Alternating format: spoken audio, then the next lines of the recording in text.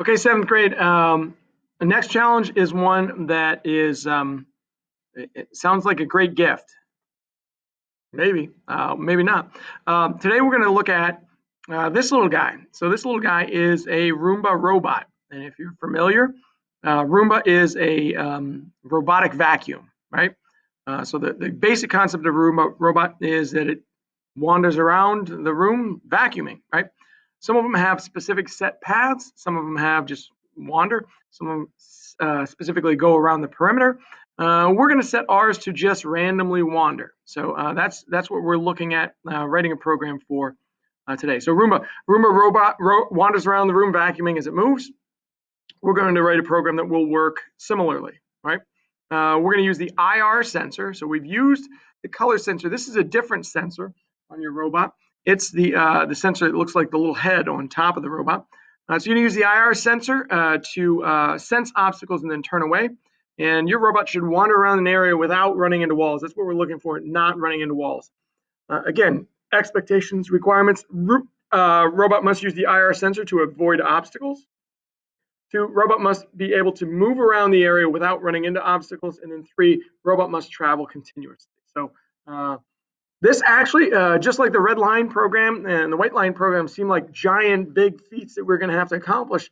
This task also can be accomplished fairly simply using some basic coding pieces as we will experience shortly. So let's get right into it. The first thing we need to do, again, because we're traveling continuously, that should speak to you right away that we need a loop. Specifically, we're going to need a continuous loop or an unlimited loop, right? So we're going to want to do this forever and ever, right? Or at least for a while. The next thing we need to look at is a switch, right? Because we have to ask a question. We need to use a sensor, and the switch is perhaps the easiest way to use that sensor.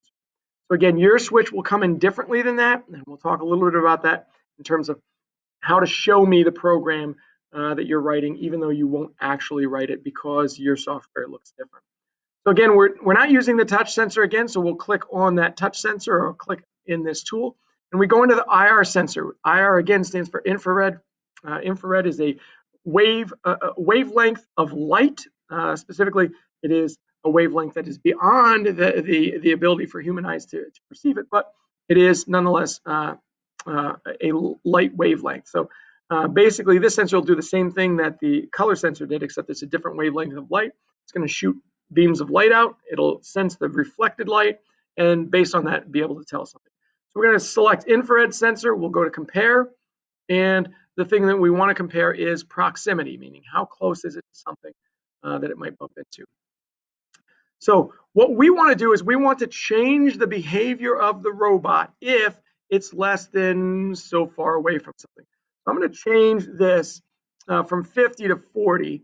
And I'm under the impression / belief that that is centimeters. That may not actually be accurate, but 40% of the viewable distance of the infrared sensor at least. So we're gonna make that distance shorter than it might otherwise be. And if we are closer than 40, well, what do we want to do? What do we want to do if we're too close to an object? You think about that for a few seconds. We want to make sure that we turn away. But I'm going to add something else first. I'm going to well, I'll make this block come in the way yours does. I'm going to back up first. So the first thing I'm going to do is back up. Sorry, I've got a move tank in here, and I set it to go -1 rotation. So it's going to back up.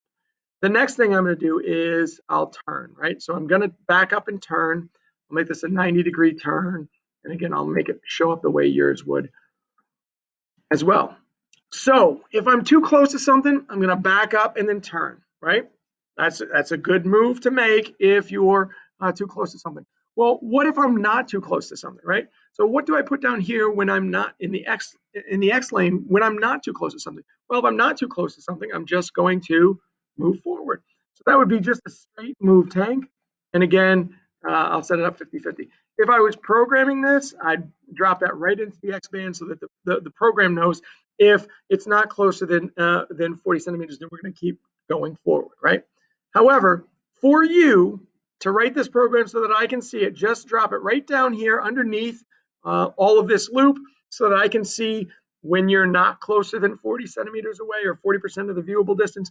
That's when you're going to keep going forward, okay? Again, too close, back up, turn. Not too close, just keep going forward. The first time I wrote this program, I did something that I thought was fun. I put this sound block in here anytime that I got too close, and then I added a Lego sound. There's one of them in here I think is pretty good for this particular situation. Look at that, sorry. So I can make my robot say sorry if it gets too close to something. That makes me giggle, although you could argue it's not necessary. It's certainly not necessary, but it is code that I added. Again, this program block that in your X band, make sure it's underneath so I can see it. Screenshot like this, put that in your exit ticket, and we're ready to go.